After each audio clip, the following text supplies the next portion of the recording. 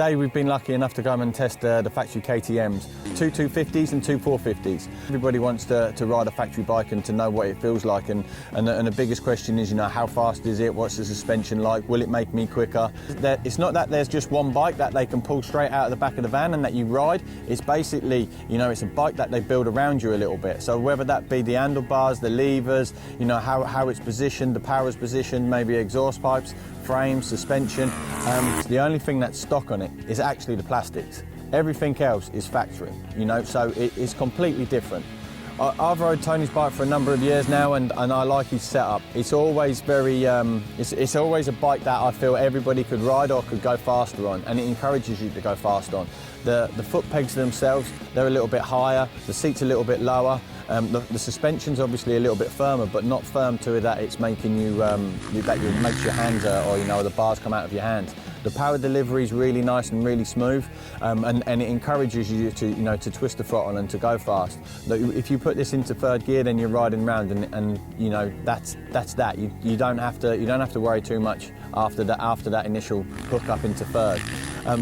What I found is that, you know, whatever that was in front of it, that it would just chew through it. Today was a little bit wet and slippery and sloppy in places, and basically the bike, you know, it just hauled through them sections, which then just made it so easy for you to ride and to get creative around the track. Would it make you faster? Actually, yes, it would make you faster, but the issues is that you're probably not riding your stock bike as fast as what you should be anyway. So you won't be needing one of these.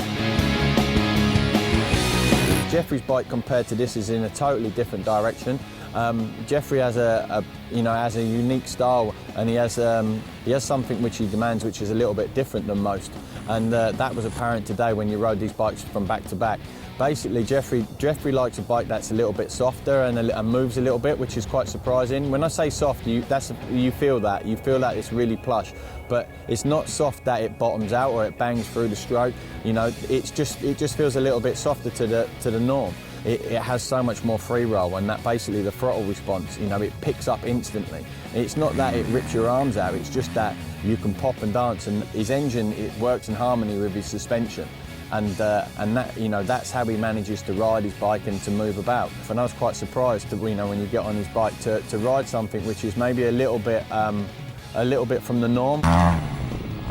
Jonass's bike, obviously World Championship winning bike, really encourages you to ride, you know, your body position. All of a sudden you go like this because his handlebars are low and the forks are quite hard and quite stiff. It pushes you a little bit more to the back. The factory 250Fs, they rev to 15,000 RPM. So yeah, you're really encouraged to rev the bike, and that's where you get the most from it. And as soon as that happens, then the track starts to open up and you can start to get your flow. His lever was quite hard, front brake lever. The levers were quite high, and the handlebars were quite low. And the position that it put you in was just like how he rides, really. Prado, his bike, that was probably my favourite 250F. Just because when I got on it with the flat seat and it felt really balanced, and the power as well. The power, whether it was a fresher engine than Jonass's or whether he has a different setup, but there's definitely something there which is a little bit different because you know, Prado, you just felt that that bike had a little bit more torque and could drive a little bit more. So for me, that was perfect, and I liked that. It felt a little bit more at home, really. Tony runs a different linkage, which is in his bike, and Jeffrey runs like a close to stock bike. But what's interesting about Tony's bike is that he runs this linkage, which basically the 250F boys run as well. Jonass runs the same rear spring rate as Tony. Jeffrey runs a different linkage, which is close to stock, but he runs a lighter rear spring. And a harder front fork spring, so he has his front forks a little bit harder. The 250F boys, you know, they have the same spring rate in the front forks, but on the rear, Jonass has a 5.0 and Prado has a 4.8. Quite interesting, really, you know, what directions that they do go in, and they can go in because everything is an option to them to change.